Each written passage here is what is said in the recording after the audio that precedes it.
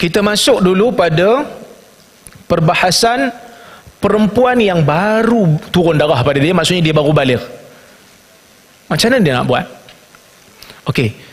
Kita bagi tahu tadi, saya dah bagi tahu tadi, umur untuk perempuan dalam mazhab Syafi'i dan juga ini mazhab majoriti, bila umur dia mencapai 9 tahun qamari dan turun darah, darah tu boleh dianggap sebagai darah haid bila mencapai sehari semalam paling kurang dan tidak melebihi 15 hari. Okey, sekarang ni satu orang perempuan umur dia 9 tahun. So turun darah. Bila turun darah, maka kena tengok keadaan ni. In jahad dam amsakat wa in abarad dam 15 yawman falaha halat atiyah.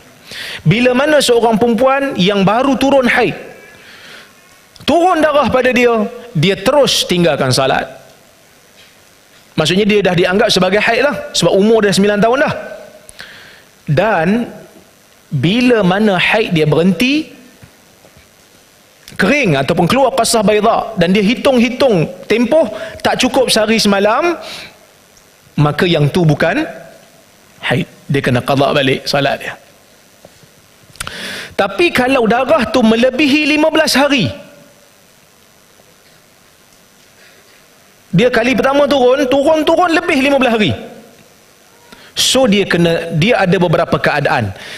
Keadaan yang pertama,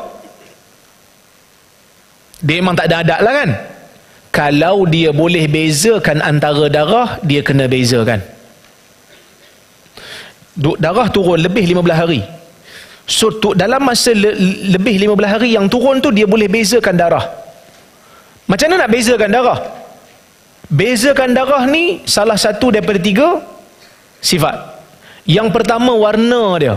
Sebab dalam hadis Fatimah bintu Abi Hubaish, Nabi kata darah haid ni hitam. Sebenarnya bukanlah hitam, dia kehitaman, pekat. Kemudian kata mazhab Syafi'i, dengan rih ataupun raihah, dengan bau. Dan yang ketiga, sukhunah, dengan kelikatan ataupun kepekatan. So bila darah tu ada salah satu daripada 3 sifat ni, ia dianggap darah haid. Katalah satu orang perempuan baru turun darah kat dia, haid, kali pertama turun lebih 15 hari. Bila lebih 15 hari, dia tahu dia istihadah. Dia tahu dia istihadah, maka dia kena tengok sifat darah. Sebab tu dia kata,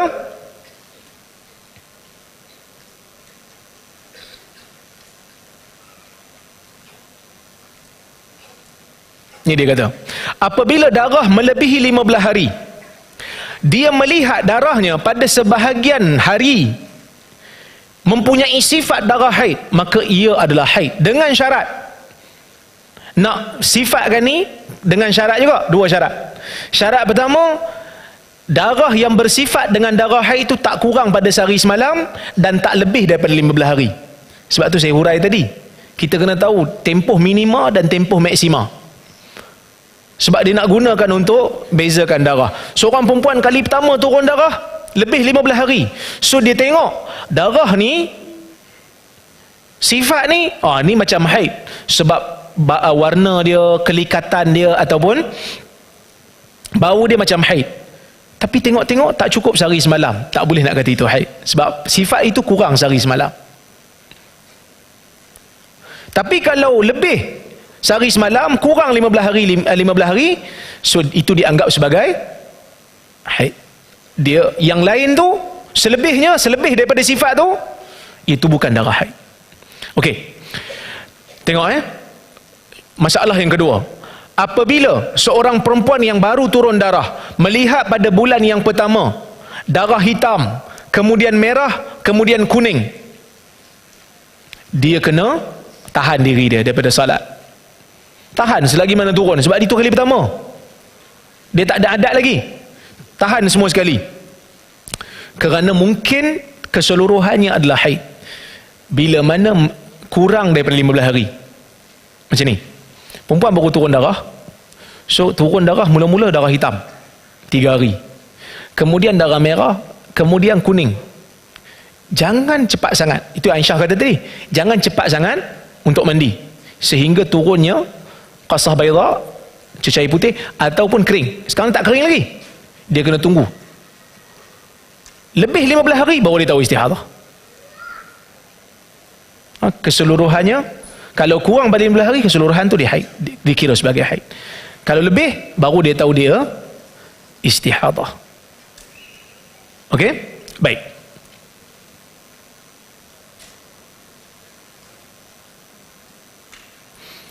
Katalah bulan akan datang, dia dah tahu dia istihadah. Sebab bulan lepas dah lebih 15 hari. Sebulan ni nak buat macam mana? Bulan ni baru dia tengok pada sifat. Bila berubah sifat saja, terus mandi. Katalah bulan lepas keluar darah merah, lepas tu darah kuning, melebihi 15 hari. Bukan darah kuning, cecair kuning kan, lebih 15 hari. So dia, bulan akan datang tu dia tahu saya istihadah. Maka bila keluar darah merah, haid.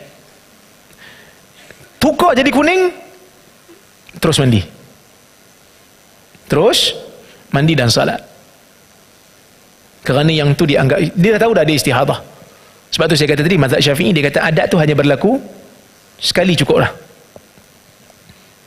Boleh ke ni? Boleh lah? Boleh Yang ni mazhab Syafi'i ni. Okey. Tapi ustaz dia kata,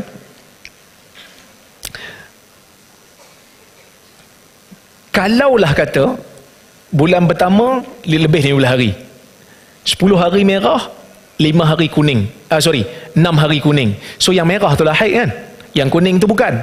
Bulan akan datang 10 hari lah haid dah. So bila turun darah, dia kena anggap 10 hari. Lepas 10 hari tu kuning, tapi kuning berhenti sebelum 15 hari.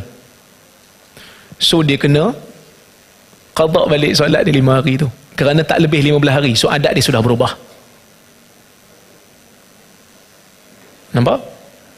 Tak faham? Ning kan, saya heran macam mana saya lagi faham haid daripada macam ni. Kita sebut tadi bulan yang pertama ni baru turun ni, kali pertama ni.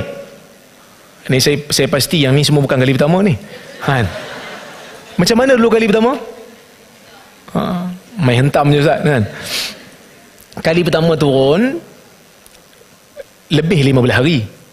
So dia tahulah yang tu istihadah. Dia tahu dia sudah istihadah. Bulan akan datang, dia kena, kalau dia boleh beza, dia kena ambil yang mana yang kuat, warna yang kuat. Dia tak syarat 3 sifat, salah satu pun cukup, 2 pun cukup.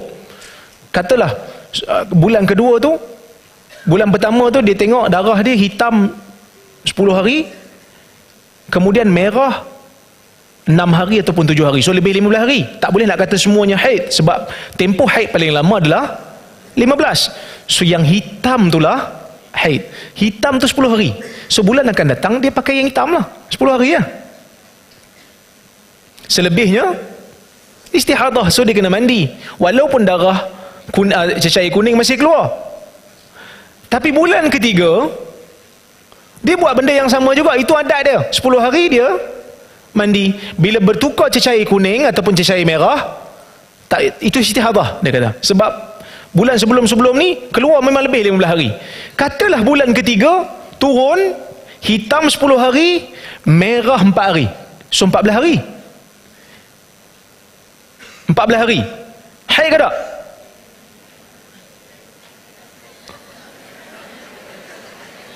Haid. Itu haid.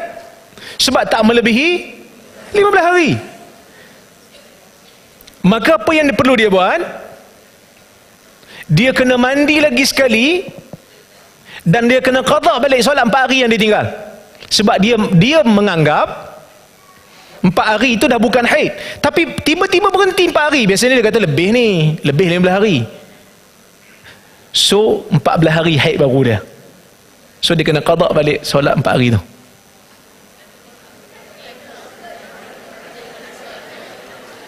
Sorry, bukan qada. Qada puasa. Sorry. Saya dah keliru ni. Itu menunjukkan saya tak ada haid kan. Solat dia tak sah. Solat dia tidak sah. Tapi puasa yang dilakukan masa 4 hari itu dia kena qada.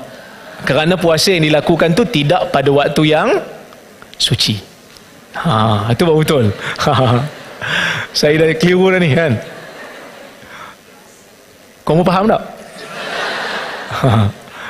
Angguk-angguk lagi keliru kan. Bersyukurlah jadi lelaki kan.